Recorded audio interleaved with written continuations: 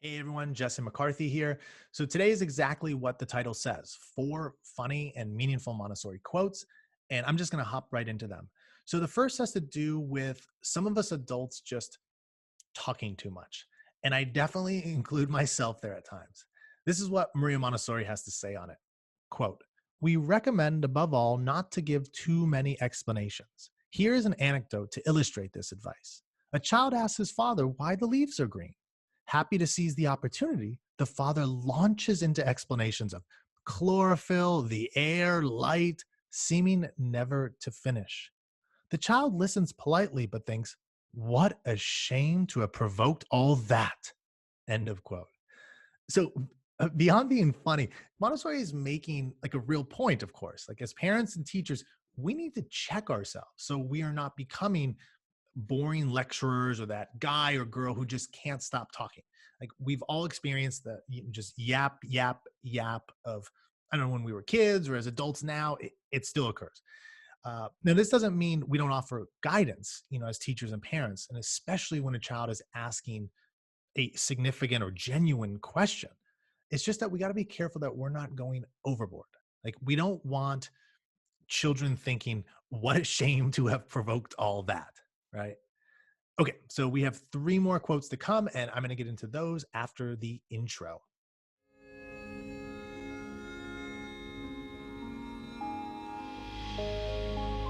The educator Dr. Maria Montessori once said, The child developing harmoniously and the adult improving himself at his side make a very exciting and attractive picture.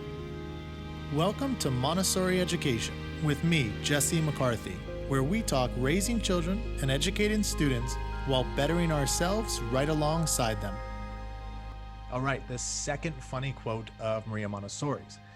Now, a quick backstory on this one. So, for those of you who don't know, Maria Montessori, she earned her medical degree in Italy at a time when just women were not daring to do such things. Like in her program, all of her peers were males.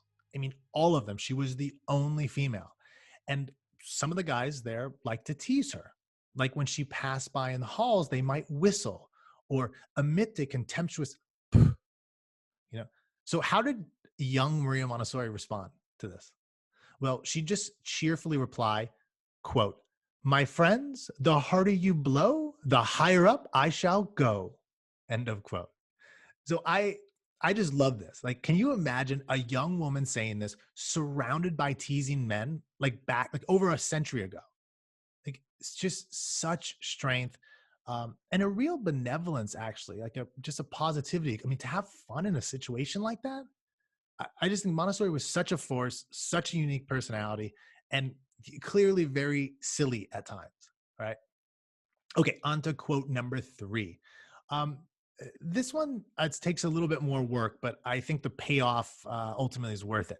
So it's about what we today might call, like Montessori schools.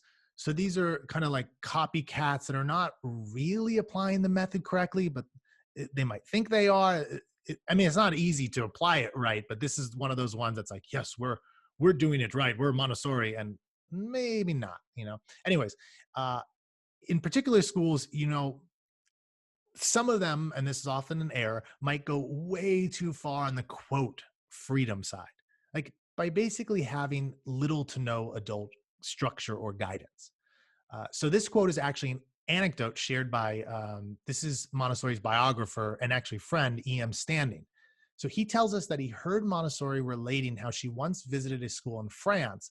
I think it was an elementary school, which was supposed to be carrying out her ideas with the students. So supposed to be, Montessori-esque school. Now here's Maria Montessori describing what she saw. Quote, "We came to one room. It was the science room. Not a soul was there except the master, nor for that matter had been for several days. When I inquired into his method of teaching, the master airily replied that he did not teach, the children discovered. It appears he had placed a mysterious white mixture on the laboratory bench, and the children were supposed to ascertain the various substances it contained by discovery." And here E.M. Standing notes that Montessori said the next remark with a kind of wry smile, quote, or just going back, Considering how few real discoveries are made by trained scientists in a lifetime, it was, to say the least, strange to expect inexperienced children without knowledge, without method, without stimulus, and therefore without interest to make perpetual discoveries from day to day. No wonder the room was empty. End of quote. So, no children in the room because, well, children aren't too interested in this mysterious white substance that they have no clue about, et cetera, et cetera. So this is actually a great example of the importance Maria Montessori put on us adults giving guidance, not our leaving children alone to just figure things out completely on their own.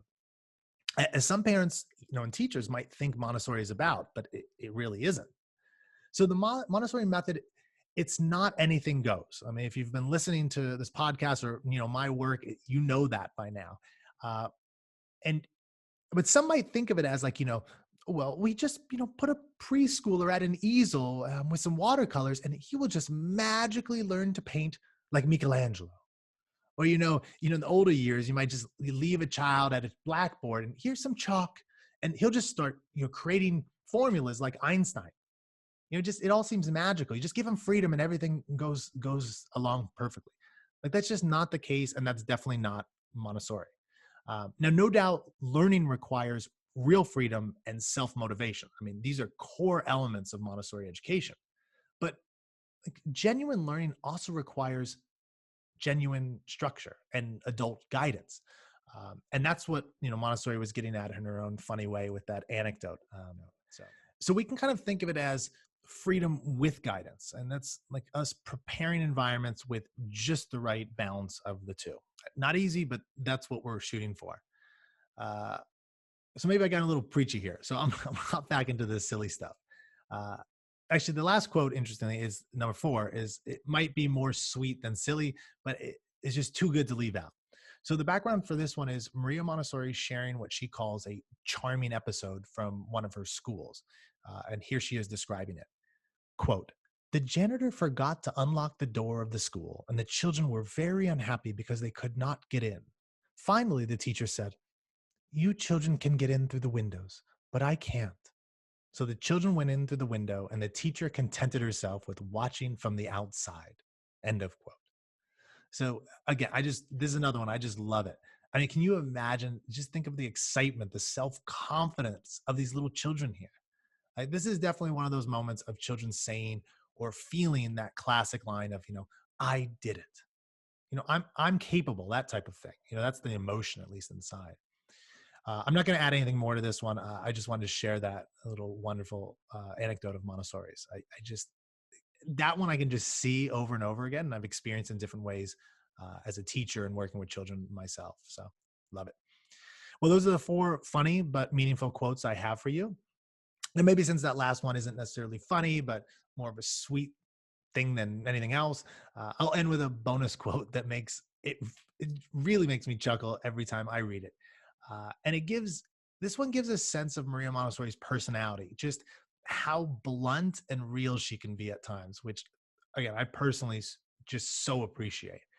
So the context is Maria Montessori's talking about how children, or even us as adults, can be so into something we're learning that we can radiate that excitement, like our faces light up, whereas the opposite, like say we're listening to a very, very boring lecture or just something that's like, can I be done with this? Our bodies can feel and even, maybe look sluggish, right? So the kind of integration between the mind and the body, basically. And with this as background, Montessori is going to give us an analogy that I find so hilariously true. It's about eating, interestingly enough. Okay, here we go. Quote, "You see a very fine dinner before you and have an annoying person sitting opposite you. The meal is not well digested, whereas a course meal with a sympathetic person is much more nourishing." End of quote. So I don't think Montessori is trying to be funny here, but I find her wording pretty funny personally. And related, she is literally saying that we do not digest meals as well if we eat them with annoying people. Like, I find that funny. Now, I don't know how scientifically true this is, but emotionally, if I'm just going on feeling here, 100% true for me, All right. That's really it for today. Actually, if you know any funny quotes from Maria Montessori yourself, please share them. It's a blast for me personally to see her silly side. I don't know about you. I'd love to hear your feedback if you like these kind of funny quotes I found, and whether she's deliberately being funny or not. Just anything that's a little bit humorous, because I know sometimes we can go real deep on this show, and I want to lighten it up a little bit. Now, side note: if you are curious about the sources for the quotes I've mentioned, I'll put a link to the show notes. Or what am I saying? I will leave the sources in the show notes, or you can link to montessorieducation.com, and you'll be able to find this episode through there. And quickly before I take off, I did want to say thank you to everyone who's been leaving reviews for this podcast on Apple, or writing comments on individual episodes, all over social media, wherever you find this. I just really appreciate hearing from you. You see, I'm here behind a mic talking to you, through a computer. So I love hearing feedback from you guys. Well, that's it. Just a quick and fun one for today, and adios until next time.